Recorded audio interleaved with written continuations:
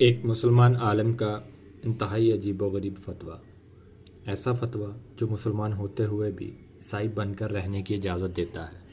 مگر کن کو؟ مورسکوز کون تھے اور ان کے زخموں پہ مرہم کس نے رکھا، اور ان فتوے کی حقیقت کیا ہے؟ جانیے ان تمام سوالات کے جوابات۔ السلام علیکم، میں طیب چودھری عرض کر رہا ہوں۔ ناظرین، اس وقت پوپ کی لائبریری میں ایک مسلمان عالم کا لکھا ہوا ایک ایسا فتویٰ موجود ہے جو اس بات کی اجازت دیتا ہے کہ مسلمان ہوتے ہوئے بھی عیسائی بن کر کیسے رہا جا سکتا ہے۔ آج میں آپ کو اس انتہائی عجیب و غریب فتوے کے متعلق بتانا چاہتا ہوں، اور یہ بتانے کے لیے میں آپ کو لے کر چلوں گا آج سے 500 سال پہلے کی دنیا میں، کہ جب اسپین پر مسلمانوں کی حکومت ختم ہو رہی تھی۔ یہ جنوری 1492 کی بات ہے کہ اسپین کے آخری مسلمان بادشاہ سلطان محمد 12 نے الحمرا محل کی چابیاں ملکہ ایزابیلا کے حوالے کر دیں، اور اسپین پر سے مسلمانوں کی 800 سال کی حکمرانی کا سورج غروب ہو گیا۔ لیکن اس وقت ان دونوں کے درمیان ایک معاہدہ ہوا تھا کہ ایزابیلا اس بات کا خیال رکھے گی کہ اسپین میں رہنے والے مسلمان پوری آزادی سے اسلام پر عمل پیرا ہو پائیں گے۔ لہٰذا ایزابیلا نے ہرنینڈو دی ٹالاویرا نام کے ایک پادری کو تعینات کیا، جس کے مسلمانوں سے واقعی بڑے اچھے تعلقات بن گئے تھے۔ لیکن ناظرین، وقت ہمیشہ ایک جیسا نہیں رہتا۔ ہرنینڈو کی موت کے بعد نیا archbishop cardinal Francisco Spain کے مسلمانوں پر ایک قہر بن کر ٹوٹا۔ فرانسسکو نے مسلمان امراء کو گرفتار کروانا شروع کر دیا، اور رہائی کی صرف ایک ہی شرط ہوتی تھی کہ عیسائیت قبول کر لو، اور جب اس کا رویہ سخت سے سخت تر ہوتا چلا گیا تو مسلمانوں کی طرف سے بغاوت کی صورت میں اس رویے کا ری ایکشن آیا۔ لیکن یہی تو فرانسسکو چاہتا تھا۔ اس نے ایزابیلا کے ساتھ ایک میٹنگ کی اور اسے شکایت لگائی کہ میں ان لوگوں کو دین کی تبلیغ کر رہا ہوں اور یہ لوگ مجھ سے لڑائیاں کر رہے ہیں۔ آپ فوراً سے پہلے ان کے مذہب کو اسپین میں غیر قانونی قرار دیں، کیونکہ کل کو یہ آپ کی بادشاہت کے لیے بھی ایک خطرہ بن جائیں گے۔ اور ایزابیلا بھی فرانسسکو کی باتوں میں آ گئی۔ 12 فروری 1502 کو ایزابیلا نے پورے اسپین میں اسلام کو ایک غیر قانونی مذہب قرار دے دیا۔ لوگوں کو جوک در جوک عیسائی بنایا جانے لگا، حتیٰ کہ فرانسسکو کو ایک جگہ سے آئے خط میں لکھا تھا کہ آج ہم نے 60,000 مسلمانوں کو عیسائی بنایا ہے، اور اس رفتار کے ساتھ چلنے کے بعد صرف اور صرف 20 سال کے اندر اسپین میں سرکاری طور پر ایک بھی مسلمان باقی نہیں بچا تھا۔ لیکن یہاں ایک سوال پیدا ہوتا ہے کہ تو پھر آخر وہ مسلمان اسپین چھوڑ کیوں نہیں گئے؟ ناظرین، کیونکہ اسپین چھوڑ کر جانے کی فیس تھی سونے کے 10 سکے، یعنی آج کے حساب سے تقریباً 60 لاکھ پاکستانی روپے، جو کہ ایک عام انسان کے لیے افورڈ کر پانا ناقابل تصور تھا۔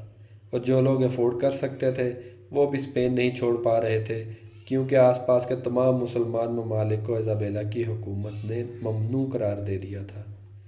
لہٰذا صرف ایک ہی حل بچتا تھا کہ بظاہر عیسائیت قبول کر لی جائے، مگر دل میں اسلام ہی پر یقین رکھا جائے۔ اور یہاں سے شروع ہوتی ہے اس فتوے کی انتہائی دردناک داستان۔ مسلمان سے عیسائی بننے والے یہ لوگ ہسپانیہ کی تاریخ میں مورسکوز کہلائے،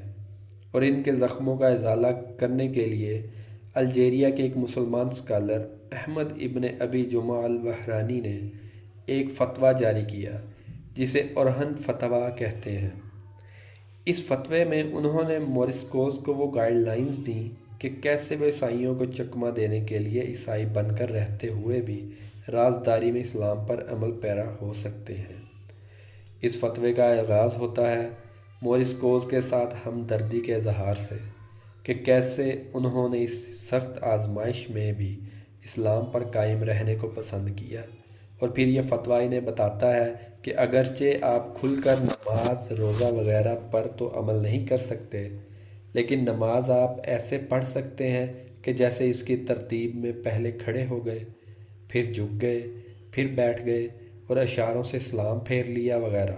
اور بر وقت نماز ادا کرنے کے بجائے قضا کر کے رات کو سبھی نمازیں اکٹھی پڑھ لیا کریں تاکہ کسی کو شک نہ ہو۔ مزید یہ کہ پانی سے وضو کرنے کے بجائے کسی پاک درخت، مٹی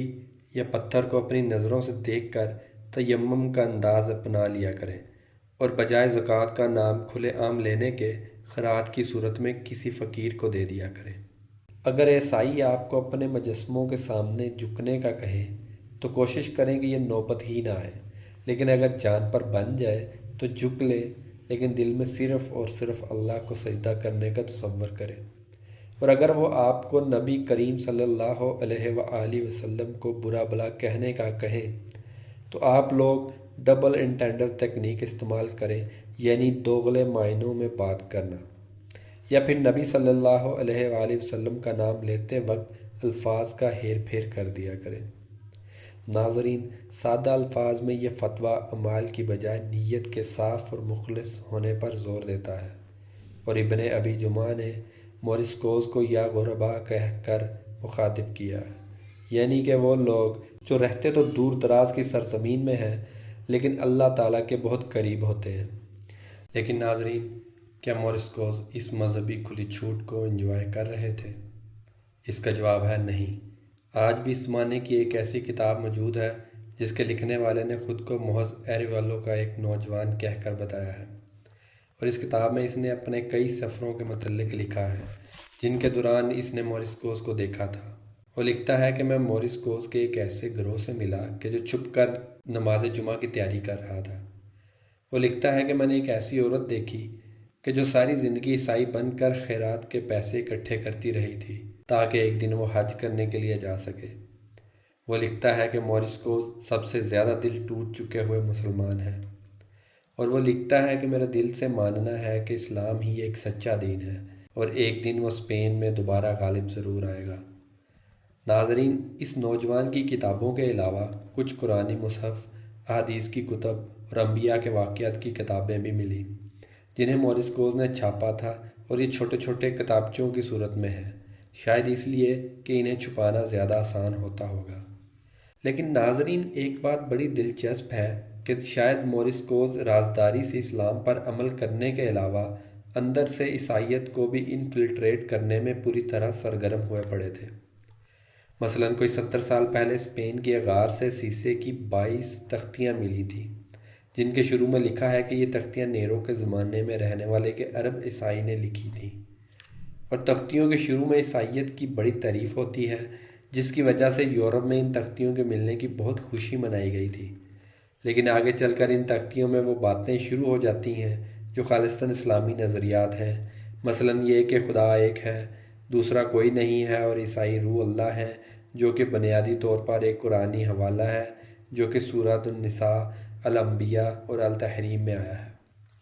اس لیے جب ان تختیوں کی مزید تحقیق کی گئی تو پتہ چلا کہ یہ تو کسی مورسکو نے لکھی تھی، جو کہ ایک بڑی دلچسپ بات ہے کہ وہ لوگ کچل دیے جانے کے باوجود عیسائیوں کا مقابلہ کرنے کی پوری کوشش کر رہے تھے۔ مگر تمام عیسائی بھی زور زبردستی والے نہیں تھے، بلکہ کچھ تو مسلمانوں کا اتنا ساتھ دیتے تھے کہ عیسائی حکومت ان کے بھی خلاف ہو گئی۔ مثلاً سانچو دی کارڈونا، جس نے اسلام بین ہونے کے باوجود مسلمانوں کے لیے ایک مسجد بنوائی اور اس میں اذان بھی دلوایا کرتا تھا، یا پھر ویلنسیا کا وائسرائے، جس نے مسلمانوں کے لیے ایک مدرسہ بھی بنوا دیا اور اس کے ماتحت مسلمان کھل کر کہا کرتے تھے کہ ہم مورس ہیں اور کوئی ہمیں کچھ کہنے کی جرات نہیں کر سکتا۔